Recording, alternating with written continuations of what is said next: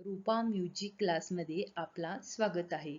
तर विद्यार्थ्यांनो, मी म्युझिक शिकत आहे. माझे गुरु आहेत कडगंची सर आणि आजपासून मी म्युझिक क्लासेसला सुरुवात करणार आहे. क्लास 1 मध्ये आपण म्युझिकची म्हणजे संगीतची थेअरी पाहणार आहोत. तर पहिल्यांदा आपण संगीतशास्त्र आणि त्याचा थेअरीबद्दल अभ्यास करणार आहोत. पहिलं आहे नाद. नाद म्हणजे कोणत्याही वस्तूंवर आघात केल्यास जो आवाज निघतो त्यास नाद म्हणतात. दुसरा संगीत. संगीत म्हणजे गायन, वादन, नृत्य या तिन्हीच्या समूहास संगीत म्हणतात. तिसरा आहे स्वर. एकसारखा टिकून राहणाऱ्या संगीतोपयोगी नादास स्वर म्हणतात. चौथा शुद्ध स्वर. जे स्वर आपल्या स्थानापासून विचलित होत नाहीत त्यांना स्वर किंवा शुद्ध स्वर म्हणतात. पाचवा आहे विकृत स्वर. कोमल तीव्र ज्या स्वराचा क्रम बदलतो त्या स्वरांना विकृत स्वर म्हणतात. जे स्वर आपले स्थान सोडून उंच होतात त्यांना तीव्र स्वर म्हणतात. सहावा आहे राग. स्वर व वर्ण यांच्या सुंदर रचनेस राग म्हणतात. सातवा आहे सप्तक. 12 स्वरांच्या समूहास सप्तक म्हणतात. सा, षड्ज, रे, ऋषभ, ग, गंधार, म, मध्यम. सप्तकाचे 3 प्रकार आहेत: मंद, मध्य, तार सप्तक. पहिला आहे मंद सप्तक. मूळ साच्या खाली येणाऱ्या मंद सप्तकातील स्वर म्हणतात. दुसरा आहे म्हणजे मंद सप्तकाला स्वर म्हणतात. दुसरा आहे मध्यम सप्तक. मूळ सा व त्याची जोड सा यात येणाऱ्या स्वरांना मध्यम सप्तक म्हणतात. तिसरा आहे तार सप्तक. जोड साच्या वर येणाऱ्या स्वरांना तार सप्तक म्हणतात.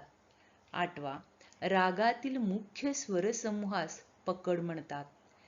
नववा वर्जित स्वर.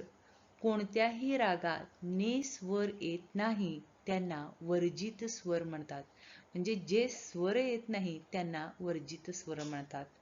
अलंकार. एकच एक नियम पहिल्यापासून शेवटपर्यंत जात पाळला जातो असा आरोह अवरोह युक्त स्वर समूहास अलंकार म्हणतात. आरोह.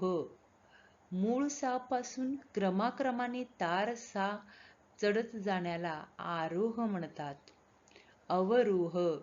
तार सा पासून क्रमाक्रमाने मूळ सा पर्यंत उतरत येणाऱ्या स्वर समूहाला अवरोह म्हणतात.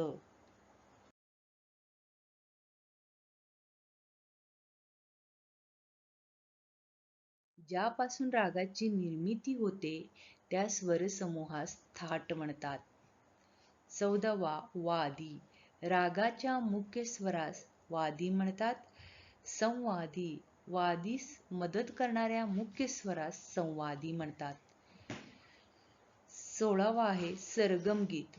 कोणत्याही रागात तालबद्ध स्वररचना नोटेशन गाण्यास सरगम गीत म्हणतात.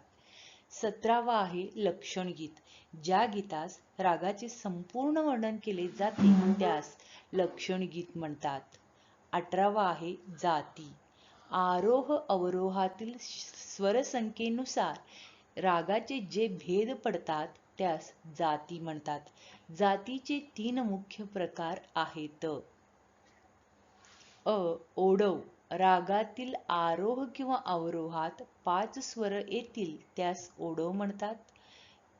शाडव. रागातील आरोह किंवा अवरोहात स्वर येतात म्हणजे 6 स्वर येतात त्यास शाडव म्हणतात.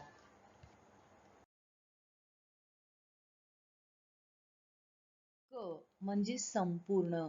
रागातील आरोह किंवा अवरोहात 7 स्वर येतात त्यास संपूर्ण म्हणतात.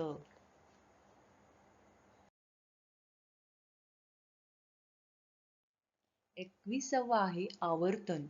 कोणत्याही गीताची एक ओळ किंवा तालाचा ठेका एक वेळ वाजवून होणे यास आवर्तन म्हणतात. ताल. ताल म्हणजे संगीतातील वेळ मोजण्याच्या साधनास ताल म्हणतात.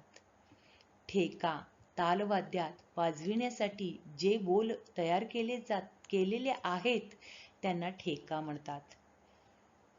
मात्रा तालाच्या वेळ मोजण्याच्या क्रियेला मात्रा म्हणतात. सम जेथून तालाची सुरुवात होते त्यास सम म्हणतात. कोणत्याही तालाचा सम पहिल्याच मात्रेवर येतो.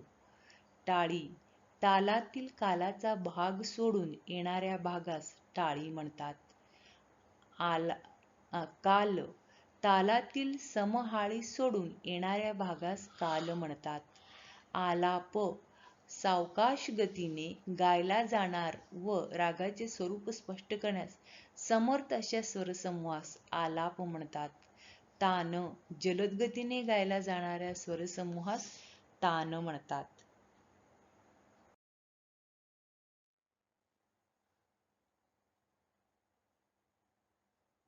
भजन अनेक संतांनी भक्तिरसयुक्त देवांची स्तुती असणाऱ्या गीतांची रचना केली.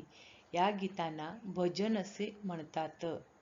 द्रुपद ज्या गीतात किंवा सुरवीरांची स्तुती असते तसेच हे गीत दुप्पट, तिप्पट, चौपट लयीत गायली जातात.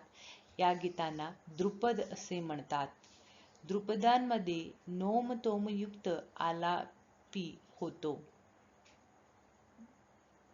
दुगुण कोणत्याही चिजेची ओळ किंवा तालाचा ठेका त्यांच्या मात्रेत मूळ लयीत दोनदा वाजवला जातो त्यास दुगुण म्हणतात. चौगुण एखादी एखाद्या चिजेची ओळ किंवा तालाचा ठेका त्यांच्या मात्रेत मूळ लयीत 4 वेळा वाजविला गायला जातो त्यास चौगुण म्हणतात. पुढचा आहे विलंबित लय. एखाद्या चिजेची ओळ किंवा तालाचा ठेका त्यांच्या मात्रेत मूळ लयीत 4 वेळा वाजविला गायला जातो त्यास चौगुण म्हणतात. मध्यलय विलंबित लयीपेक्षा जास्त व जलदयुक्त द्रुतलयीपेक्षा कमी त्याला मध्यलय असे म्हणतात.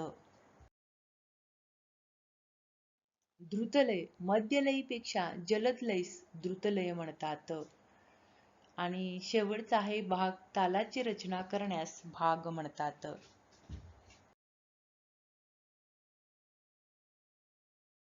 तर विद्यार्थ्यांनो, आज आपला म्युझिकचा पहिला क्लास इथे संपतो. Thank you.